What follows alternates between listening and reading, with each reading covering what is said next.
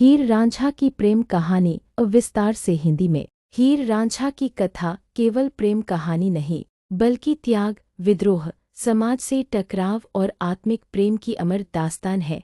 यह कहानी पंजाब की लोक संस्कृति की आत्मा मानी जाती है। रांझा कौन था? रांझा का असली नाम धीदो था। वह पंजाब के एक समृद्ध किसान परिवार से था, लेकिन स्वभाव से शांत, भावुक और बांसुरी बजाने वाला युवक था। घर के भाइयों से झगड़े के बाद रांझा अपना घर छोड़ देता है और भटकते भटकते एक गांव पहुंचता है। हीर से पहली मुलाकात।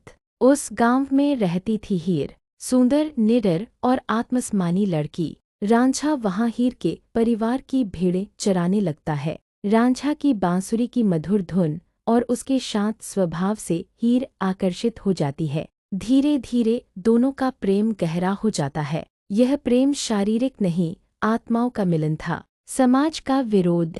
पंजाब के उस समय के समाज को यह प्रेम स्वीकार नहीं था। हीर के चाचा कैदो को यह रिश्ता पसंद नहीं आया। उसने गांव में बदनामी फैलाई और हीर की शादी जबरदस्ती किसी और से तय कर दी। हीर ने विरोध किया, लेकिन समाज के दबाव में उसकी शादी कर दी गई। रांझा का वैराग्य। हीर से बिछड़कर रांझा टूट गया। उसने संसार त्याग दिया और जोगी बन गया। कानों में मुर्की, शरीर पर भभूत, लेकिन दिल में केवल हीर।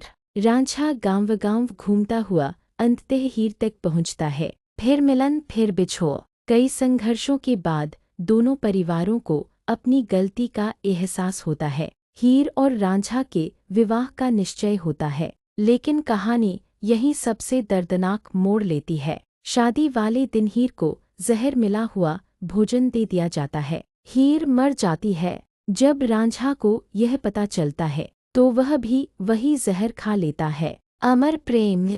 दोनों की मृत्यु के बाद लोग कहते हैं, हीर रांझा मरे नहीं, वे प्रेम बनकर अमर हो गए। आज भी माना जाता है कि उनकी प्रेम कथा सच्चे प्रेम की सबसे ऊंची मिसाल है। इस कहानी से सीख।